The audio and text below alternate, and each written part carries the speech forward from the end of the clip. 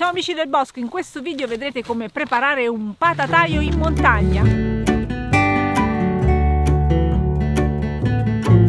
Immaginate che cosa significa avere una patata che nasce in un suolo e che si deve allargare.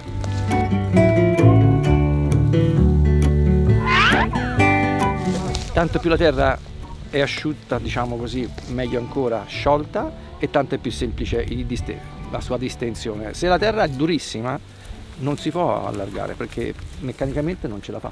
Prima cosa, scegliere un luogo idoneo. Le patate crescono meglio ad alta quota, qui siamo addirittura a 1000 metri. Abbiamo scelto un luogo soleggiato ma vicino a degli alberi che durante la giornata faranno anche un po' d'ombra.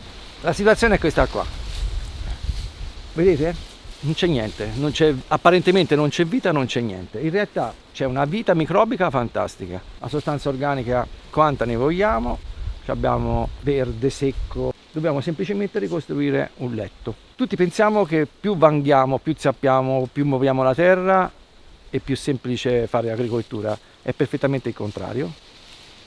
Meno tocchiamo la terra è più semplice fare agricoltura, solo che dobbiamo essere bravi a conoscere un po' di cose. L'agricoltura chimica ti permette senza sapere niente, ti permette di ottenere dei risultati. Però ci sono dei momenti da seguire, quindi lavorazioni, trattamenti, meccanizzazione, trattamenti, fertilizzazione, keeping up in nature. Qua bisogna fare in modo che la natura vinca e quindi dobbiamo assecondare la natura. L'idea è costruire un'aiola rialzata, leggermente rialzata, che passerà qua sotto perché qui è un punto chiave, ma la cosa anche importante è perché questa pianta durante l'estate ci garantirà quell'ombra nelle ore più calde che impedirà la bruciatura delle foglie delle patate, gli permetterà alle patate di crescere anche d'estate, cosa che invece non succede più ultimamente perché appena arriva il sole, quello vero, le ferma. Qua il sole si alza, arriva a mezzogiorno lì alle 2, da mezzogiorno alle 2 è il punto più caldo, fino alle 4. Quindi già a quell'ora andiamo in semibuio. Però le ore più calde, quelle giuste, quelle della mattina che asciuga, le prendiamo tutte. Una pianta sopra come questa tiene alta la vita microbica. Questo fa sì che a primavera, appena si alzano le temperature, non dobbiamo aspettare che tutto ritorni, tutti i microrganismi tornino su, sono già lì. Se noi prepariamo ora con terreno asciutto e con le piante legnose, ma con il terreno asciutto facciamo molti meno danni che a prepararlo a primavera, che comunque è molto più bagnato. Meccanicamente il terreno resiste meglio ora che a primavera.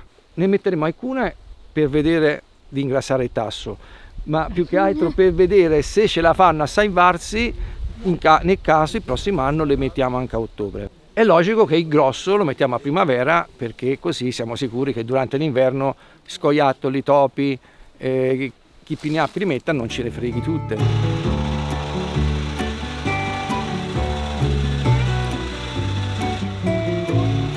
Noi abbiamo utilizzato il trattore con una trincia, è stato molto utile perché qui avevamo di tutto, non soltanto erbe semplici, ma c'erano anche dei rovi, vari materiali che tutti insieme macinati hanno dato una materia organica fantastica. Potete utilizzare però anche degli strumenti manuali. Donna forte! Allora. Poi ci servono dei materiali adatti e in un luogo come questo li possiamo trovare proprio offerti dalla natura. Quindi dei tronchi d'albero ci possono servire per dare una forma alla struttura e poi la presenza di erbe spontanee ci darà tutto il fieno di cui abbiamo bisogno. Il pezzo più pesante di tutti, questo bel materiale che è stato trinciato, in realtà è un ottimo fieno. Un mix di erbe e anche qualche arbusto che lo accumuliamo da una parte, che poi lo utilizzeremo per coprire le patate.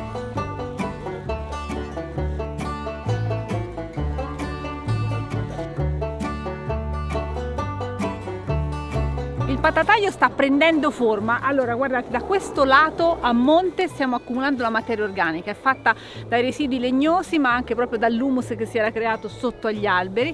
Di qua al momento vedete del fieno, che è tutta l'erba che è stata trinciata, che andrà messo sopra, vedete lo stanno già facendo. Il legno a terra serve come diga per trattenere la materia organica. Abbiamo tutte le due componenti, carbonio e azoto, le mettiamo insieme e questo ci fa quella massa fantastica di sostanza organica, direttamente o indirettamente, che mantiene quindi l'umidità, mantiene la ricchezza e ce l'abbiamo a disposizione, se ci pensate, a un costo zero.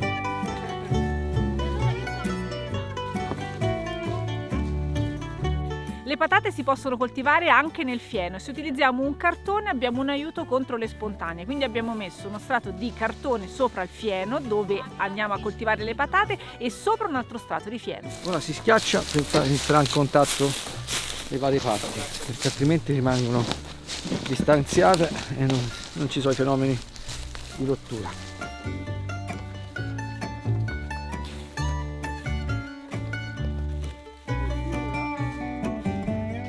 Sta venendo bellissimo. Cioè Fabio è un artista, dagli un pezzo di legno e un po' di fieno e ti tira fuori il mondo. La nostra aiuola per le patate è fatta a strati. In basso abbiamo una bella concentrazione di humus naturale che avevamo nella terra. Abbiamo messo sopra tutto uno strato di fieno che abbiamo sfalciato, poi una copertura di cartone. Questo è molto utile per il contenimento delle erbe spontanee. Per fissare il cartone abbiamo messo un altro strato di fieno.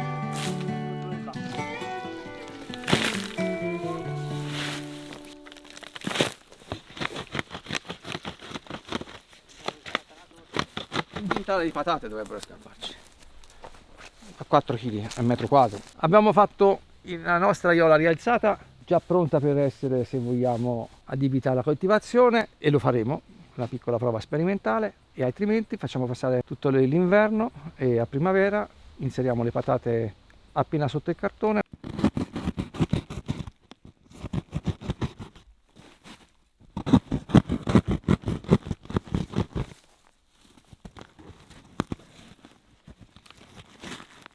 Se io ci metto intorno questa bella terra, gli fa un po' da massa e poi gli dà comunque minerali, gli dà la vita, la microbiologia per quando gli serve. Alla fine inseriamo le patate. Per farlo tracciamo dei tagli sul cartone e inseriamo le patate aggiungendo anche una bella manciata di humus. In questo modo avranno tutto quello che serve per crescere.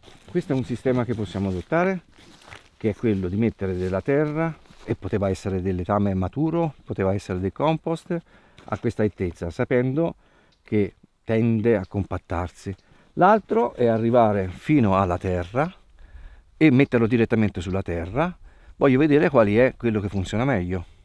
Ne farò anche un'altra con le patate più profonde a metà. Abbiamo riprodotto quello che in natura avviene a migliaia di anni e l'abbiamo semplicemente ricollocato in un posto vocato. Siamo in un posto dove le patate erano alla base dell'alimentazione per secoli, e questo podere, si chiama il Tasso, era il posto dove per la comunità di Abbadia da sempre veniva riconosciuto il miglior posto dove fare le patate. Noi siamo all'interno delle sorgenti del fiume Paglia, è un fiume sacro perché era un fiume sacro etrusco, l'Orcia e il Paglia, anche il Fiora, erano 3 fiumi sacri che nascevano tutti e 3 guarda caso dalla Lamiata. E quello che vogliamo fare noi nella libera contea delle sorgenti del Paglia è ridare valore e rimettere un po' di sacro in questo territorio, perché purtroppo negli ultimi anni è stato un po' violentato, e quindi vogliamo far sì che la natura ritorni a essere dominante e noi attori secondari. Questa cosa che abbiamo fatto anche oggi va in quella direzione, perché qui non abbiamo usato niente di chimica, con la speranza che questo serva a dare la possibilità ai territori, al suolo, di poter riprendere la sua forma vitale, e che poi si ritradurrà nella qualità delle acque, nella ricchezza di tutto ciò che ci circonda, e nella speranza che per tutti noi questo sia e torni a essere un posto sacro. Abbiamo piantato le patate nel bosco con una tecnica di riutilizzo di tutti i materiali naturali, posto meraviglioso. Qui le patate crescono bene, siamo a 1000 metri. Grazie Fabio, grazie a tutti, ci vediamo al prossimo video, ciao!